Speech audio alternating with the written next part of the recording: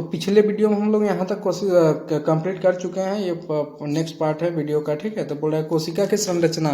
तो कोशिका की संरचना मतलब आप समझ लीजिए कोशिका बनता कैसे है, ठीक है।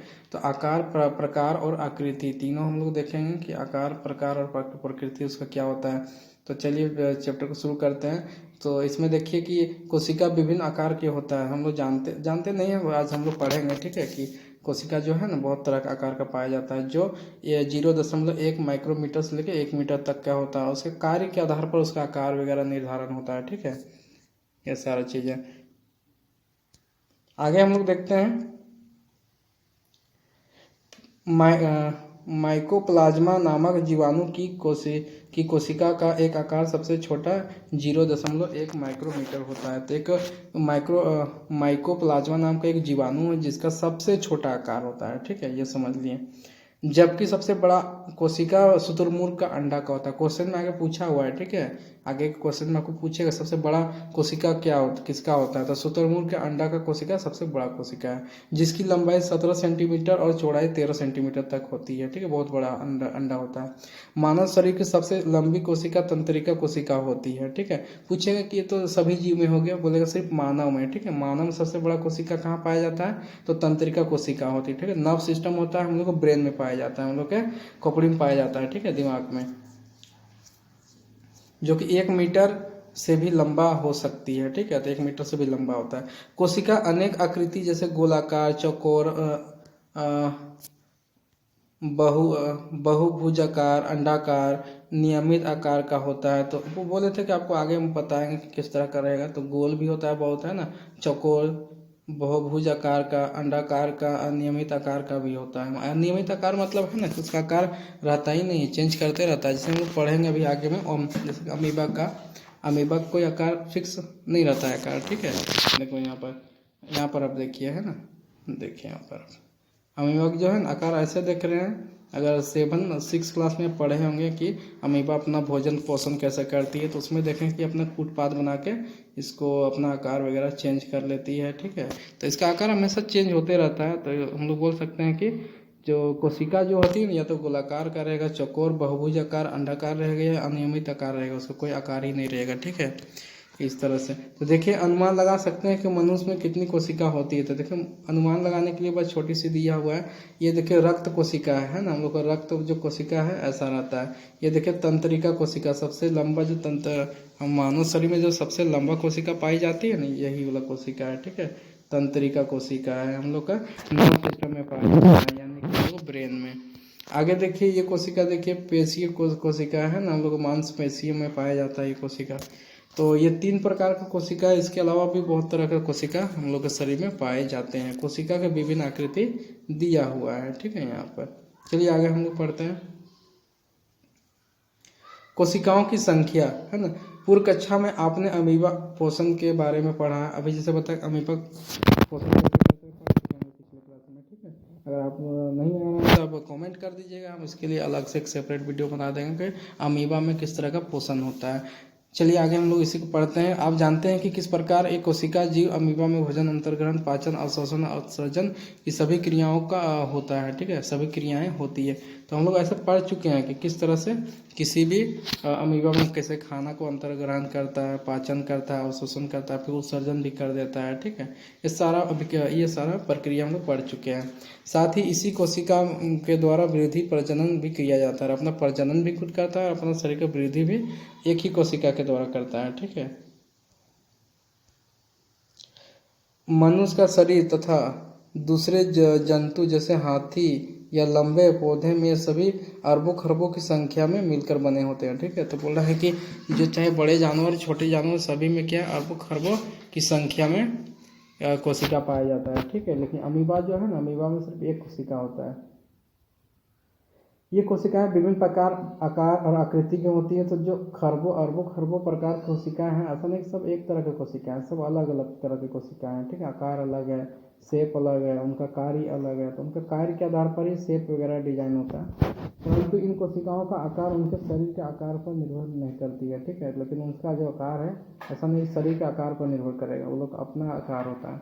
आइए जाने ऊतक को, है ना। तो कोशिका एक महत्वपूर्ण समूह जिसका रचना उद्यम तथा कार्य समान हो वह मिलकर उत्तक बनाते हैं।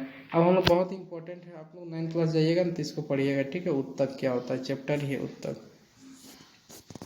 तो बोला कोशिका का समूह जिसकी रचना उद्गम और कार्य समान हो, तो जिसका जहाँ से उद्गम हुआ हो, ठीक है, जहाँ से जनरेट हुआ है और जो जिसका काम भी एक जैसा है वो मिलकर उत्तक बनाता है, ठीक है। दो या दो से अधिक उत्तक को टिश्यू उत्तक यानी कि टिश्यू इंग्लिश में बोलेंगे, सम्मिलित होकर आगे अंग ऑर्गेन का निर्माण करते हैं। या दो या दो से अधिक जो टिश्यू मिल जाएगा, ठीक है, तो उसको हम लोग क्या है, उससे हम लोग का अंग बन जाएगा। जैसे हम लोग का दिल है ना, एक अंग है, आँख एक अंग है, हम लोग का फेफड़ा एक अंग है, ऑर्गन है, तो ये सब ऐसा ही बनता है, ठीक है, टिश्यू से मिलके बनता है। टिश्यू कैसे बना, बहुत सारा एक जैसा काम करने वाला और एक ही जगह से उत्पन्न हुआ कोशिकाओं से मिलके उत्तक बना, और बहुत सारे दो या दो से अधिक उत्तकों से मिलके हम लोग का अंग बन जाते हैं, ठीक है, ऑर्गन्स। ये अंग एक या अधिक कार्य को संपादित करते हैं और शरीर के सभी अंग मिलकर जीवन संबंधी सभी क्रियाकलाप को पूरा करते हैं, ठीक है। तो ये सारे एक दूसरे से मिल के जीवन के जो जितने भी क्रियाकलाप है, ठीक है, जो जीवित रहने की जरूरत है उस सबको पूरा करता है ये कोशिका। ऐसे जीव बहु कोशिकाएं कहलाती हैं। तो इस तरह का जिसमें बहुत सारा क्या होता है कि कोशिकाएं होती हैं उनको बहु कोशिकाएं जीव कहा जाता है, ठीक है।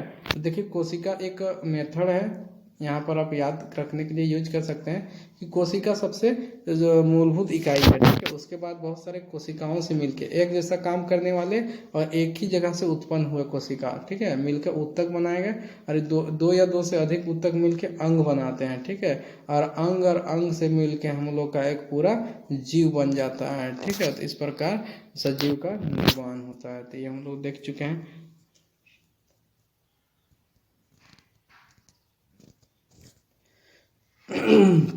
तो देखिए आगे क्या बोला जा रहा है, आपको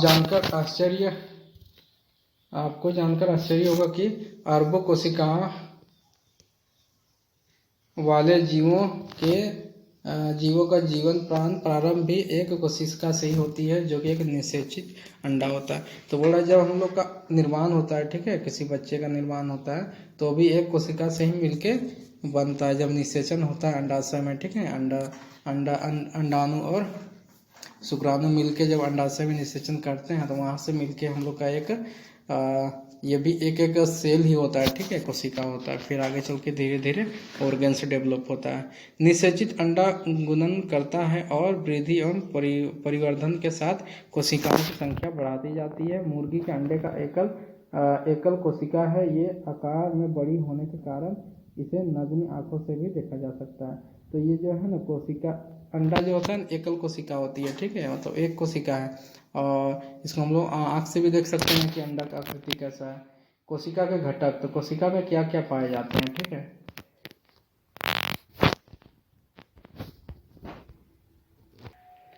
कोशिका के घटक क्या क्या है, तो कोशिका की आंतरिक संरचना का व्यापक अध्ययन 19वीं शताब्दी में इलेक्ट्रॉनिक सूक्ष्मदर्शी के आविष्कार के बाद विस्तार से किया जा सका। कोशिका की आंतरिक संरचना में विभिन्नता पाई जाती है, परंतु सभी कोशिकाओं के 3 मुख्य घटक होते हैं। तो बोला गया कि जैसे हम लोग का आविष्कार हुआ 19वीं सदी में, ठीक है, हम लोग 1665 से चलते आ रहे हैं। 1665 हम लोग जान चुके थे कोशिका भी कोई चीज़ होती है, ठीक है। धीरे धीरे हम लोग समझते गए, जैसे जैसे हम लोग पास में सूक्ष्मदर्शी की कैपेसिटी आते गया, ठीक है। तो हम लोग इलेक्ट्रॉनिक एक सूक्ष्मदर्शी जैसा ही बना लिया 19वीं शताब्दी में, तब हम लोग इसको बहुत विस्तार से जान पाए। कोशिका के आंतरिक संरचना में भी विभिन्नता पाई गई है ना। तो कोशिका के आंतरिक रचना को जब देखा गया तो उसमें बहुत तरह का विभिन्नता, यानी उसमें बहुत सारी चीज़ें देखी गई, परंतु सभी कोशिकाओं के 3 मुख्य घटक हैं। तो कोशिका में मुख्यतः 3 चीज़ मेन चीज़ पाया जाता है, ठीक है। कोशिका झिल्ली होती है, कोशिका द्रव होता है और केंद्रक होता है। कोशिका झिल्ली इस कोशिका को बाहर के वातावरण से बचाने के काम करती है। कोशिका झिल्ली उसके बाद क्या होगा कि इसमें तो कोशिका का सबसे बाहरी आवरण कोशिका झिल्ली कहलाता है। ये कोशिका झिल्ली केंद्र के बीच का भाग को कोशिका द्रव कहते हैं, जिसमें कोशिका अंगक होती है, ठीक है। आइए कोशिका घटक का विस्तार से जाने। तो सबसे पहले थोड़ा सा समझ लेते हैं। इसमें 3 तरह का मुख्य घटक है, कोशिका झिल्ली, कोशिका द्रव और कोशिका केंद्रक। तो बोला कोशिका जो है ना, कोशिका सबसे बाहरी जो घेराव होता है, यानी कि उसको घेर के अच्छे से पैक करके रखता है, उसको कोशिका झिल्ली बोलते हैं। ठीक है, जालीदार होता है। कोशिका झिल्ली और केंद्रक के बीच एक और केंद्र द्रव वो कहलाता है, जिसमें कोशिका अंगक होती है। ठीक है, तो ये सारी चीज़ पाए जाते हैं कोशिका में। ये सारा चीज़ हम लोग इलेक्ट्रॉनिक सूक्ष्मदर्शी की सहायता से ही पढ़ पाए, अध्ययन कर पाए। ठीक है, आए अब कोशिका के घटक में विस्तार से जानते हैं। तो कोशिका में 3 तरह का चीज़ पाया जाता है, बताएं। जैसे कोशिका झिल्ली है ना, तो कोशिका झिल्ली को सेल मेम्ब्रेन इंग्लिश में बोला जाता है। कोशिका झिल्ली जंतुओं में पाए जाने वाला सबसे बाहरी परत है, जबकि पौधे में इस झिल्ली के बाहर एक और परत पाई जाती है, जिन्हें कोशिका भित्ति भी कहते हैं। तो बोला जाए जंतुओं में जो है कोशिका झिल्ली सिर्फ होता है। ठीक है, जबकि पेड़ पौधों में कोशिका झिल्ली के बाद एक और चीज़ पाया जाता है, जिसको हम लोग कोशिका भित्ति बोलते हैं।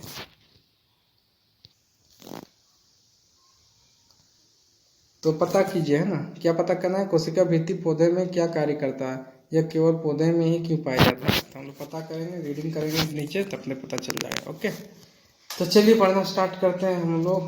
क्या है कोशिका झिल्ली के कार्य।